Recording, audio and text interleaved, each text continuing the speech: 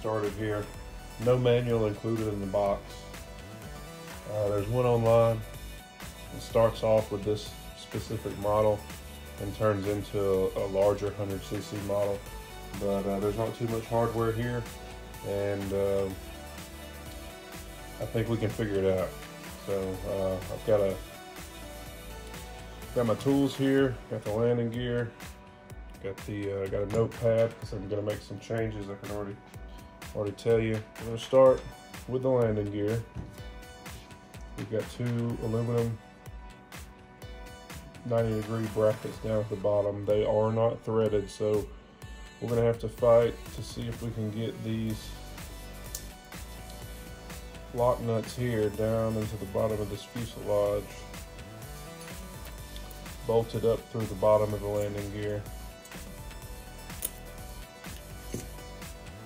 And I'm gonna forego the washers at this time based on the pictures I saw of the manual online. And then I'm gonna come back and Loctite everything at the end. I'm just gonna do an assembly stage, so let's get started.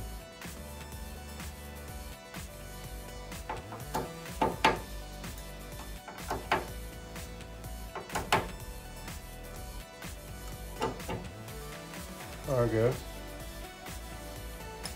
got the landing gear on. Alright guys, let's see if we can get the axles and the wheels on here.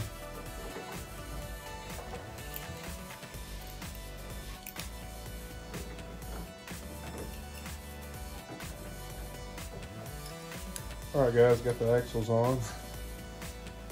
Let's see what we can do with these wheels. We will put the wheel pants on later, probably one of the last things we do, just so they don't get damaged during the process of flipping the plane over and around. You guys know how it goes. We're definitely going to have to trim these axles. I will probably flat spot them just a little bit for those set screws, but now I got some functional wheels. So we're going to turn it around here. Here I've changed my setup slightly. Got the plane running the other direction. I'm going to put this tail wheel on. So in the manual you're going to find online, you're going to see a 100cc size tail wheel with some bolt holes right here. On this model, you're not going to see that. What you're going to see is we've got our tail wheel here. It's already been pre-drilled. Could use a little bit of cleanup there. And we've got just a flat carbon surface. So what I'm going to do is I'm going to drill a couple of holes for our screws, drop some CA in to set the threads. We'll run the screws in and out a couple times. But I'm going to make sure that my pivot point here at the end of my carbon fiber gear leg is right over this hinge line. And what that's going to do is solve any issues we're going to have later down the road trying to get our tail wheel to pivot smoothly with our rudder. So I've got my carbon smoothed out here. This here is pretty smooth. Just gonna line this up best I can here.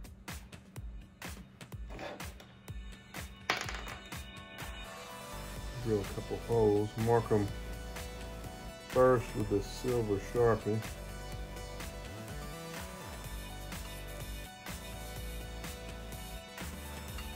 Looks pretty good. And I have this small Ryobi drill here. And drill a couple holes. 1/16 inch bit.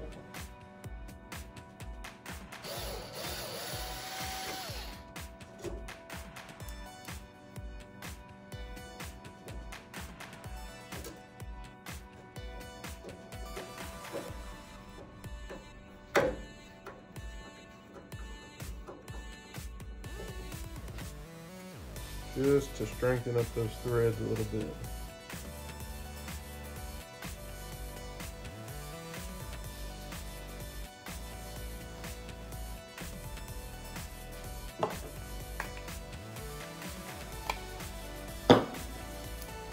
Now we're going to install our tail wheel.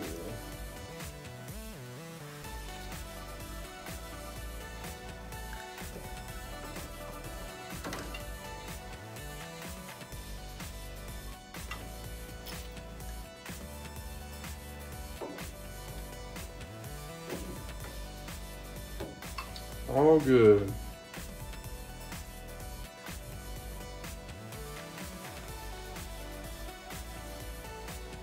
All right, everyone. So we've switched gears a little bit. Got the fuselage sitting off to the side, and we're gonna start gluing in some of these Robart style hinges. Picked up some Bob Smith Industries 30-minute epoxy. You could use 5-minute for this, but you really need the extra time to make sure your hinges are in line and square. And I've covered each one of the holes we're going to be gluing with painter's tape, so we can really work to get the epoxy in there without getting it on the covering. And made some pull tabs, just doubling the tape over. It's easier to pull, keeping the trim scheme in mind. So we're peeling away from the small letters. We're not going to peel up any small edges. Same with this overlap here. We should be good. So first thing I'm going to do is I'm going to mix up some 30-minute epoxy in my little cup here. And then we're going to glue one side in, square it up, let it set. And then we'll come back later and we'll do the other side. Alright, so I'm pretty well mixed up here. Always try to mix more than you need. I'm going to do this in one fell swoop, and if we waste some epoxy, that's okay. We're going to start with the stabilizer, because previously I have inspected where the Robart style hinges are going to fit, and they fit much more uniformly in the stabilizer as opposed to the elevator. So first thing we're going to do is load this guy up.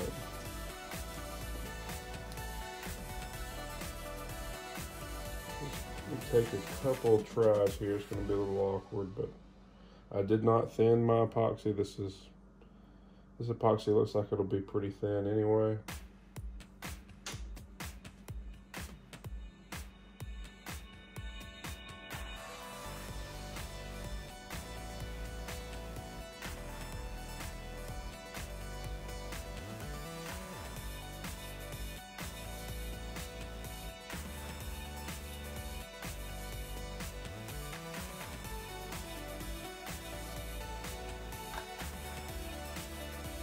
I've got my foam pad here covered in wax paper, so if we get some drips, it'll be okay.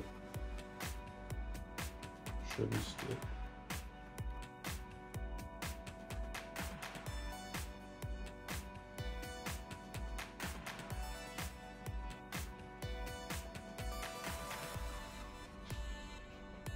Looking pretty good. Sinking low in this first one, but I'm gonna come back and take it one more time. Same with this second one. Still got plenty of epoxy. Looks like I mixed up too much, but better to have too much than too little. Okay. Take my paper towel here, and I'm gonna do the best I can to clean this painter's tape off, because we are going to fit these two parts together. Looks pretty good. Just a little bit on the covering here, right on the edge. Okay, we got it. Alright. One at a time. With our hinges here. Give them a little dip here.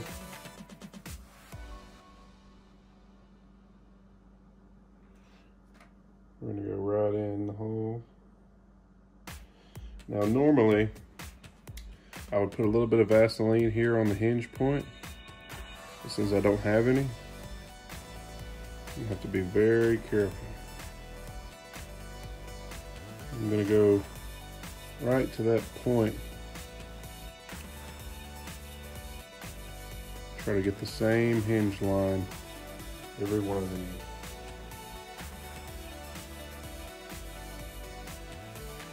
Even when stuff goes wrong, more time spent here will give you a much better flying model.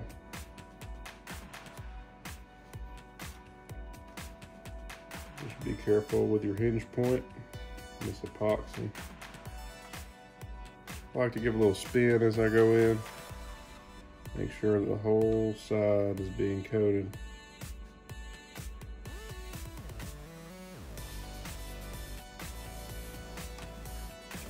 Just like that, we're ready to go. Got them all bent about 90 degrees, maybe a little less, just so you can see where they go. So we're looking square this way, straight down this point. Trying to line up all these pins, and then this way, you want to be square, perfect 90 degrees. I'm going to try my best to lay this thing down. Following the color scheme. I want to glue it in. Glue it upside down. See if we can slide it in there very carefully. I'm going to have a little bit of a gap. That's alright, we're going to seal that later. What's important now is that we have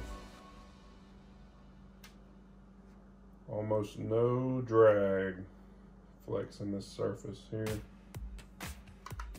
Our leading edges are lining up pretty good.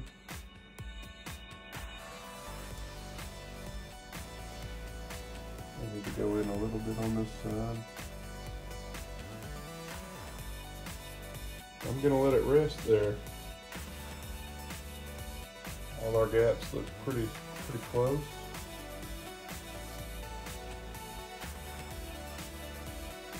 Everything is square.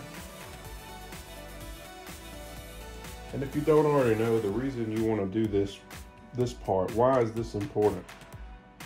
Is because if you don't have these hinges working together, parallel, it's going to be really difficult for your surface to move. And I like to come in here and just actuate this surface often. Make sure we're not getting any glue anywhere. If we do, I'll hit it with some rubbing alcohol. It looks like it's going to work out just fine. So we'll give this about an hour to cure. It says 30 minutes, but I like to go a little longer. Alright guys, coming back a little bit later. Looks like we're all good here. These hinges here are a little bit more stiff, but I think they'll be just fine. So we're going to mix some more epoxy up. We're going to do the same thing. We're going to put these two surfaces together.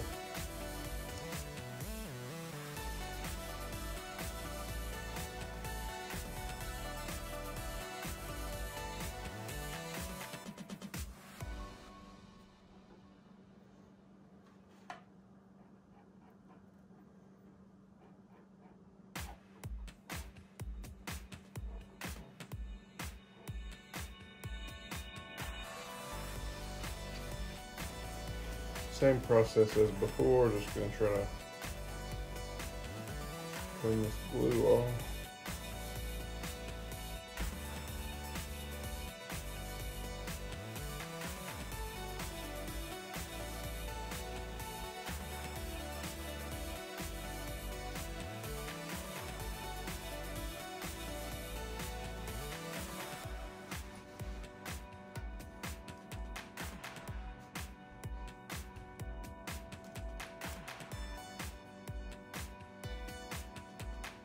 Let me clean up a little bit of oozing here.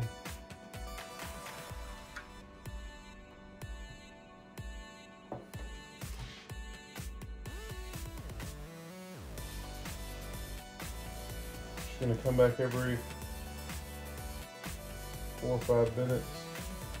Make sure we flex this joint so nothing sticks.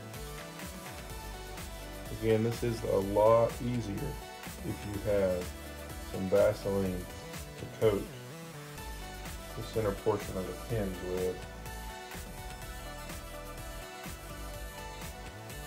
Alright guys, it's been a little over 30 minutes. We've got a good surface now. Everything looks like it's hinged pretty well. We're going to go ahead and see if we can remove this tape. Alright. We got all the painter's tape off. We got ourselves a nice hinged surface.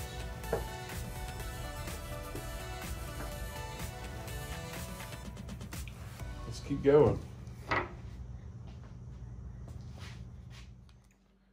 Alright, we're getting ready to install the control horn. The control horn goes in the right side of the elevator on this model.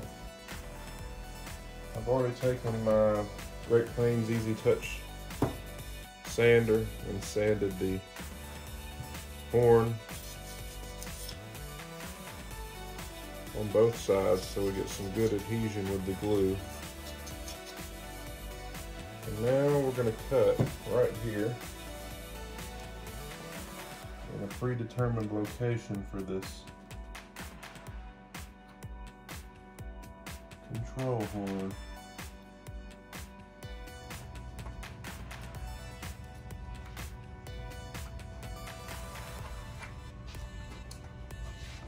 That looks like a pretty good dry fit. Looks like it might go down in there just a little bit further. So I'm going to work on setting this in, and then we're going to tape it up, mix some epoxy, glue it in. Alright guys, I got the horn installed. Still a little wet, just glued it up. Get full up range of motion. Shouldn't need that much, but I've got it. But it is going to limit us on our down just a little bit, not much. It's still plenty of deflection for anything I'm capable of doing. So we're going to let this dry up, and then I think we're going to glue the elevator into the fuselage.